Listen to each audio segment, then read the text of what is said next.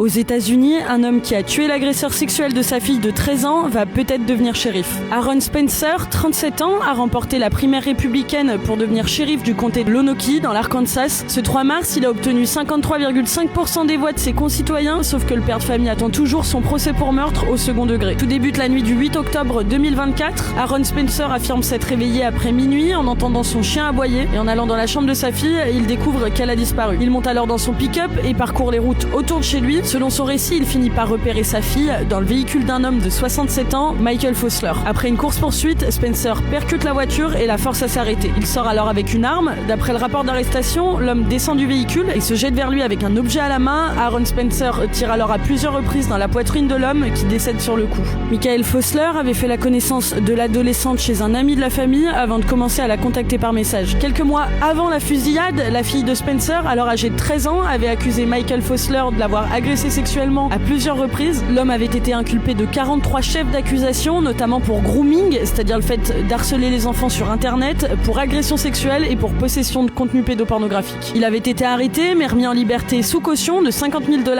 avec l'interdiction d'entrer en contact avec l'adolescente. I'm the father who acted to protect his daughter when the system failed, and I refuse to stand by. That's why I'm announcing my candidacy to run for Lonoke County Sheriff. Un an plus tard, Aaron Spencer annonce qu'il se présente au poste de shérif en liant sa campagne directement à son affaire. Ancien parachutiste de l'armée américaine, il affirme vouloir protéger les victimes d'abus sexuels et réformer un système qu'il estime défaillant. Aux États-Unis, les partis politiques organisent d'abord une élection interne, une primaire, pour que les électeurs choisissent leur candidat. C'est à ce vote qu'Aaron a obtenu 53,5% des voix, loin devant le shérif sortant en poste depuis 13 ans. En remportant cette primaire dans un comté très conservateur où Donald Trump a obtenu près de 76% des voix en 2024, Spencer devient le favori pour l'élection finale de novembre. Mais son procès pour meurtre n'a toujours pas eu lieu, il devait se tenir début 2026 avant d'être reporté après le retrait du juge chargé de l'affaire dont certaines décisions ont été jugées contraires au principe d'équité. Aaron Spencer, s'il est reconnu coupable, risque jusqu'à 30 ans d'emprisonnement.